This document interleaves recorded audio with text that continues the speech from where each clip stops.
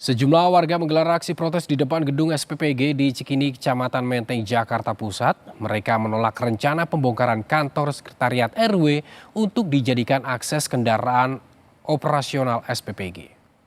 Tapi kami tidak mau diganggu. Kami punya sekretaris RW 1. Merdeka! Oleh! Dibongkar.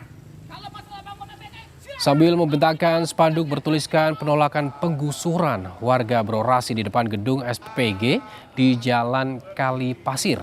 Mereka menolak penggusuran karena lahan kantor sekretariat RW yang akan dibongkar merupakan lahan yang telah dihibahkan. Selain itu, luas lahan relokasi sekretariat RW juga tidak memadai untuk pelayanan posyandu dan kegiatan RW.